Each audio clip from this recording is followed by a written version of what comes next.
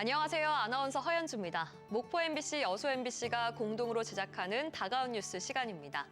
이번 주에는 전남 서부권의 최대 규모 사업장인 HD 현대사모 변전소에 화재가 발생했다는 소식과 함께 여수 산단 석유화학 업체 불황으로 어려움을 겪는 노동자들에게 지원금을 주는 사업에 수천 명이 몰렸다는 소식을 소개해드립니다. 함께 보시죠.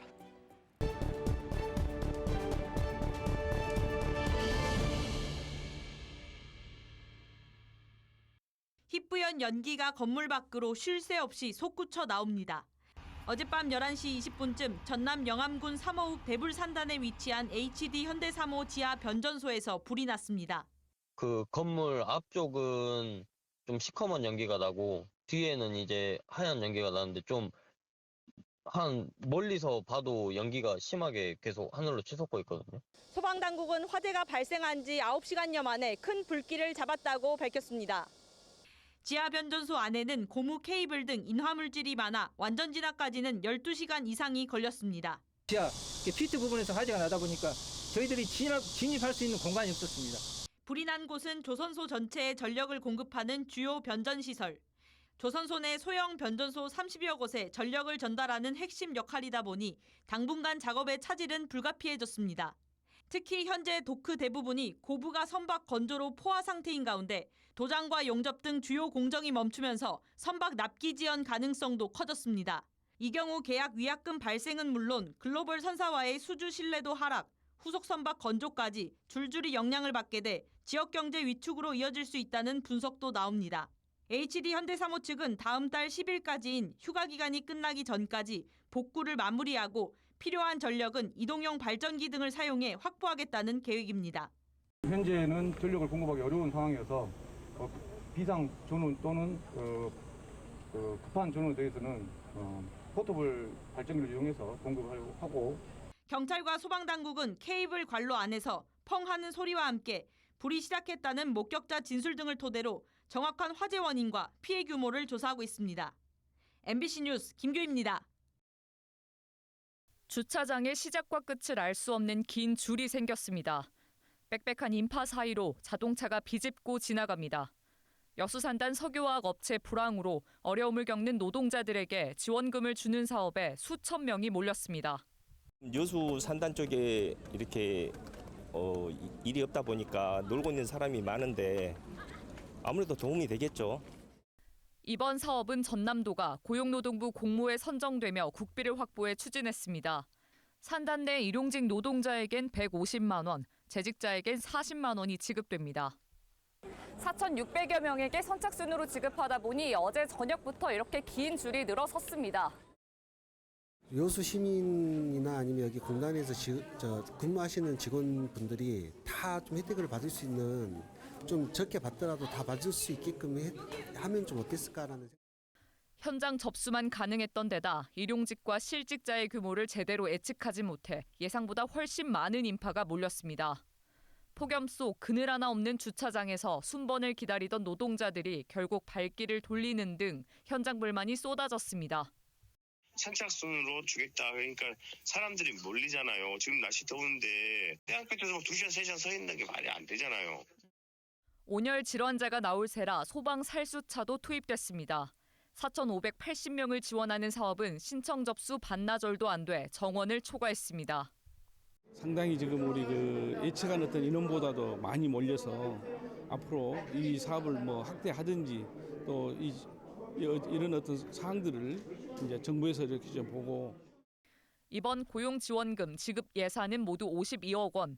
정작 해당 자치단체인 여수시의 재정 없이 전액 국도비로 충당한 데다 실직자 규모도 제대로 파악하지 못하면서 지원금 지급 첫날부터 위기에 빠진 노동자들을 돕기 위한 취지를 제대로 살리지 못했습니다. MBC 뉴스 최양지입니다. 책상 위에 놓인 민생회복 소비 쿠폰. 나승래 씨는 지난주 소비 쿠폰을 신청했는데 곧장 쓰지 못했습니다. 전통시장이 없는 순천시 송광면. 가까운 시장은 보성군 벌교읍에 있습니다. 하지만 이곳도 지자체가 달라서 사용할 수 없습니다. 이제 아래장이나 순천과 마트에 가서 해야 되는데 70, 80대 되신 노인분들은 이동하는 편의성이 시내버스 타고 가면 1시간 걸리고 농촌 인구가 큰 폭으로 줄면서 농촌 주변 상권도 함께 죽었습니다. 마을에 위치한 슈퍼를 찾는 손님이 뜸해지자 유통기한이 짧은 유제품이나 과일 등을 드리기 어렵습니다. 가게에 들러도 살만한 식품이 사라지는 겁니다. 근데 지금 안 돼. 없어. 사람이 없어. 그럼 무엇을 떼놓겠어. 라면 한 박스도 안 팔래. 농협이 운영하는 하나로마트가 면 중심부에 있지만 사용 제한을 알리는 안내문이 붙었습니다. 유사업종이 없는 면 지역만 사용할 수 있습니다. 전국 2,200여 개 매장 중 5%만 쓸 수 있는데 순천에는 한 곳도 없습니다.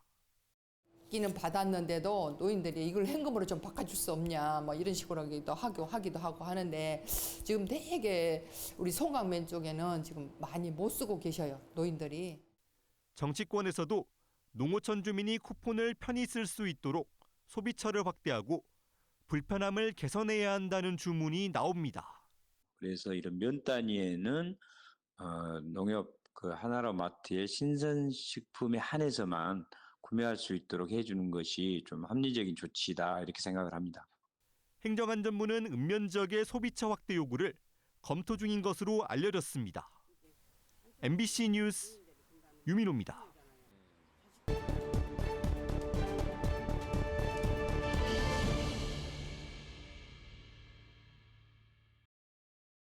정부가 발표한 한국형 차세대 전력망, 이른바 마이크로그리드의 핵심은 한마디로 지능화입니다.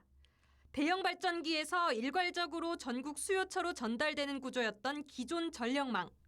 앞으로는 보내지고 남은 전기를 돌려보내는 양방향 개통이 가능해집니다.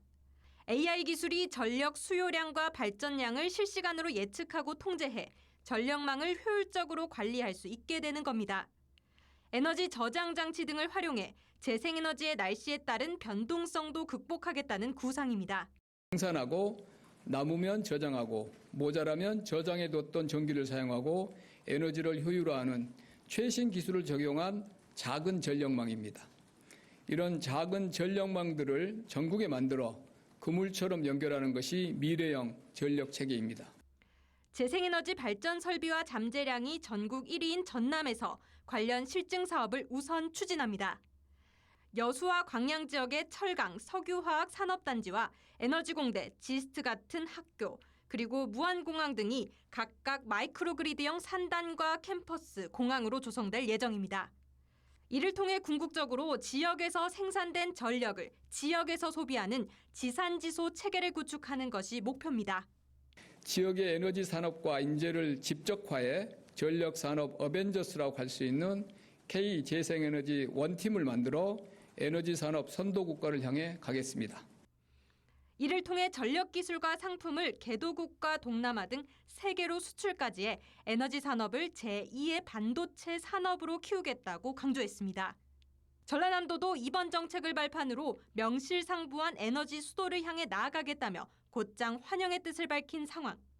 개통포화 문제 해결을 위한 수요처 유치 고민 등 목표에 도달하기까지 풀어야 할 과제도 있는 게 현실입니다. 아리백 산단은 아리백 산단대로 해서 전력 수요처를 늘려야 돼요. 수요처를. 강주 전남 다 해봐야 6기가와트도 안 되거든요. 대기업이라든지 뭐 생산 공장 같은 거 들어와야만이 우리가 지산지소를 하는 것이지. 정부가 차세대 전략망 실증기지를 전남으로 못 박으면서 지역 미래 발전의 일대 전기가 마련된 가운데 전남도와 시군을 비롯한 공동체의 준비와 협조가 더욱 중요해지고 있습니다. MBC 뉴스 서희령입니다. 목포의 한 학교에 설치된 공기청정기입니다. 미세먼지 대책으로 지난 2019년부터 각급 학교 교실마다 설치된 겁니다. 업체에서 빌리는 렌탈 방식으로 전남 지역 교실에만 2만여 대가 설치돼 있습니다. 전남도 내 학교에 설치된 공기청정기입니다. 오는 12월 31일로 3년간의 임차를 마친 뒤 계약 종료를 앞두고 있습니다. 전남도교육청이 공기청정기 사용과 관리 비용으로 지급하고 있는 예산은 한 해 56억 원. 교체 기간을 5년으로 늘릴 경우 10% 이상의 비용 절감 효과가 기대되는데도 3년 주기 입찰을 고집하면서 예산 낭비 지적이 일고 있습니다. 그리고 AS 무상 기간도 보통 5년 정도씩을 보장해 주는데 학교에서 쓰는 공기청정기는 3년에 한 번씩 교체한다는 것은 일반적으로도 맞지 않고 입찰 방식을 두고도 논란이 일고 있습니다.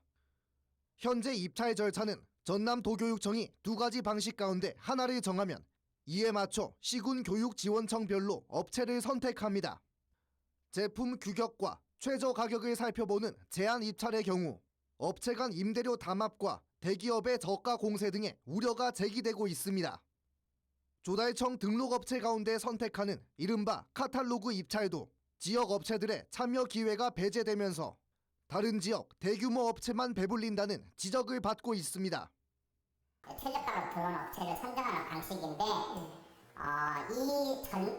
전국의 26개 등록업체 중에 현 전남에 등록된 업체는 단 한 군데도 없습니다.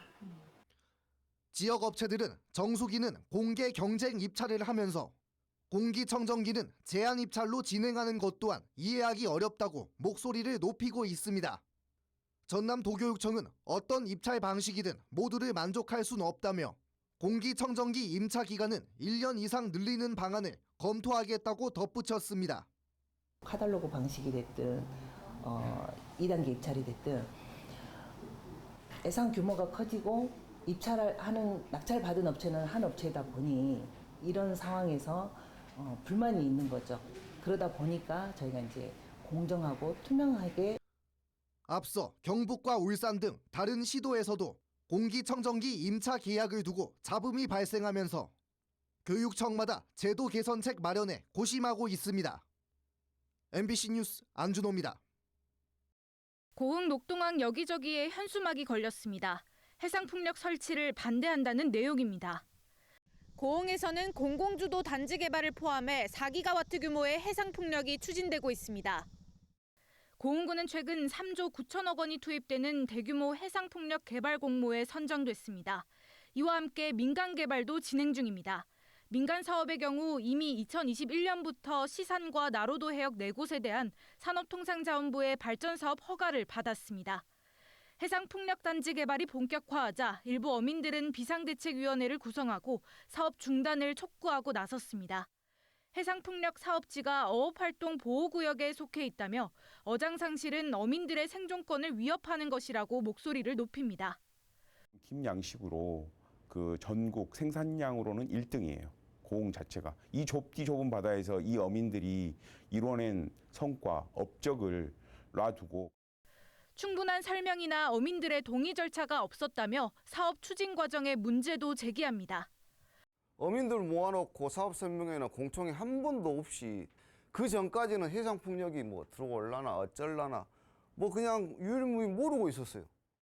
어민들의 반발이 거세지자 민간 개발은 환경 영향 평가를 진행하지 못하고 사실상 보류 상태에 놓였습니다.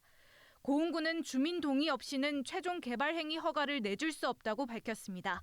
하지만 공공주도 단지 개발은 추진하겠다는 입장입니다. 단 긴 면허지를 피해 조성하고 대체 해역을 찾는 등 어민과 지역이 상생할 수 있는 방안을 찾겠다고 덧붙였습니다.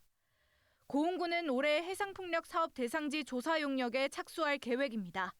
인근 영광군에서도 해상풍력에 반대하는 어민들이 상경 시위를 벌인 가운데 고흥 어민들도 해상 시위를 예고하고 있어 해상풍력을 둘러싼 갈등은 더 격화할 것으로 보입니다. MBC 뉴스 김담입니다.